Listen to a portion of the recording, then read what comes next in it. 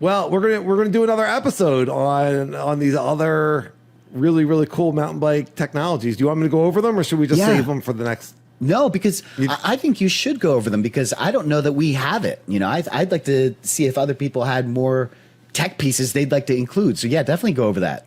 All right. Well, what are we calling it? We have to label it most impactful mountain bike technology. Okay. Okay. So this isn't like talking about something that like not a component on your bike, but like apps, websites, and that sort of thing. Though it gets a little bit nebulous, and you'll see why. So I have number one, and not in any order, though I do think number one is Strava. Number two is Trailforks, which is probably my personal favorite. And then I have the bike computer. The reason I have the bike computer is because you can upload the rides. That's really what I wanted out of that. And that's been a real game changer for me. I have mountain bike YouTube. So just being able to learn new trails, see new trails, and then the skills aspect of it, like mountain bike YouTube's a huge part of my life. And it's something that's made mountain biking a lot more fun for me. And then along with mountain bike YouTube comes the action camera. And the action cameras have gotten so good that we're able to not only watch our own rides back, but be able to see all these other creators creating all this awesome content. And then as a bonus, I have the trainers, which we've talked about before, to get stronger. And the apps that go along with them, Zwift, Trainer Road, Sufferfest, those sorts of things. And then you added as a last one, the Shockwaves. So that's a rather expensive piece of tech, but that's a piece of tech that will help you dial in your suspension. If you're not real good at that, you can just kind of like plug this thing into your bike. It's a little more complicated than that, but you can essentially plug this thing into your bike and it'll start giving you feedback on how to dial in your suspension so that you can have it really close to perfect. So there's a lot of different ones to discuss there. Probably several different pods, though. But I mean, aside the Shockwaves, all these are linked. You know, all of these are linked in some way. Yeah. And you said upload your rides, but the bike computer is also really handy for downloading a ride. In fact, when we go to a new place, you are the king at building routes. And, it sucks for you because you're constantly having to look down at your computer and the rest of us are just what I mean upload. That's what I mean upload. Oh, I thought you meant like record your ride and upload it to Strava. You mean the reverse. Oh, of yeah, that. I guess that, so maybe that's a little bit confusing. But what I meant was that you can put your route onto your screen on your bike computer and then follow that route. And that's been a real game changer for me. Yes. Okay. Because I remember when we first started riding, Strava wasn't a thing. And it wasn't a thing because bike computers really didn't exist, not like they do today. You know, you could get a bike computer to see what you were doing. I remember having to attach that little speed thing to your wheel. Do you remember that with the magnets? Oh, my God. The magnet. Oh, they were terrible. Yeah. They were terrible. They were terrible. Dan, yes. You would lose the magnet or they would move. But basically, it would track your speed. So this magnet would get attached to your spoke. And then there was another magnet on your fork. And every time the magnet would go past the magnet on your fork, it would record your speed. And that was your bike computer back in the day. Yeah. Yeah. That was it. I think all they really showed was speed and average speed. Yeah. I don't think it really showed anything else. They were all called Cat Eye. For some reason, I always remember the brand Cat Eye. Yes. There was a Cadence one too, Danny. There was a Cadence one. It worked the same way. You had a magnet on your frame on the chainstay, and then a magnet on your crank, and then you could do Cadence as well. And these are all electric now. The Cadence is definitely electric now. And I remember getting like when Garmin first got into the game. Yeah. My business partner got me one for my surprise. I had a surprise 30th birthday party.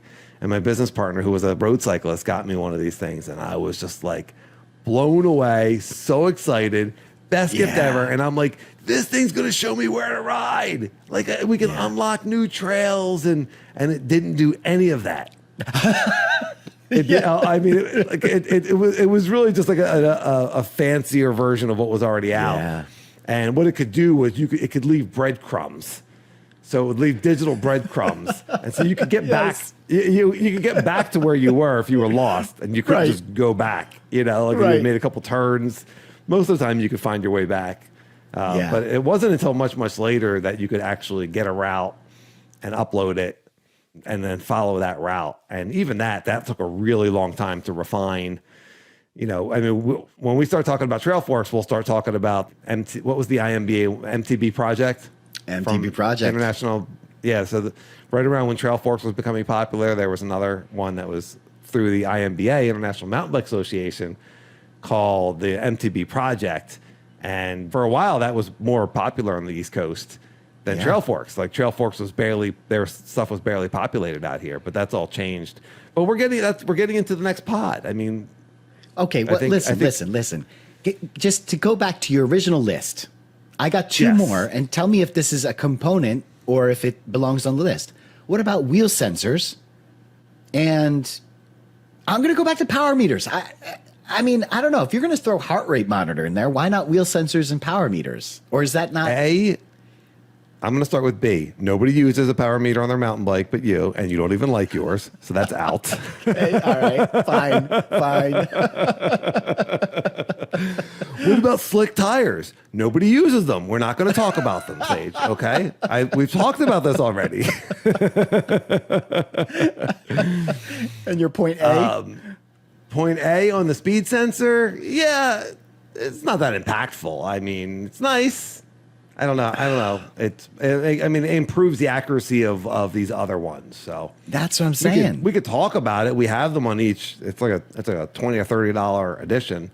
So, I mean, I think what you're seeing with this list, though, with Strava, trail forks, the computer, YouTube, action cameras, and then maybe you're talking trainers and Shockwiz, but a lot of those things are about getting out in the trail and uploading or downloading your ride, having the ride on the bike computer, being able to travel and see new places. So, and that's such a big part of mountain biking, is that mountain bike travel and that feeling of hitting new trails or hitting a trail for the second or third time that, you just haven't been to that much, but you love it and you're like, oh, we got to get back to that place, and being able to have routes on there, and they're all user generated. Everything on Trail Forks and Strava, it's all user generated. So I think that's a big part of mountain biking, mountain bike travel, and we'll certainly talk about that more, because mountain bike travel is awesome. Anyone that's been on a mountain bike road trip knows how much fun it is to just kind of be dedicated to riding your bike and hanging out with your buddies and then recovering. And so I just thought that, like, our list seems kind of like to have a theme to it,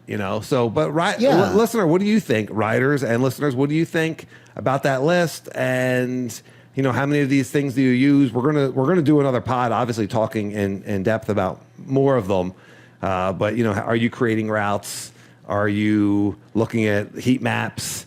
Are you riding new places? How do you use Strava? How do you use Trail Forks? And what other things do you want us to talk about? Which of the items that we talked about? Trail Forks, bike computer, mountain bike YouTube, action camera, trainers, Shockwiz, wheel sensor, power meter? Which of these things do you want to hear about? If we get enough power meter, I'll tell you what, Sage.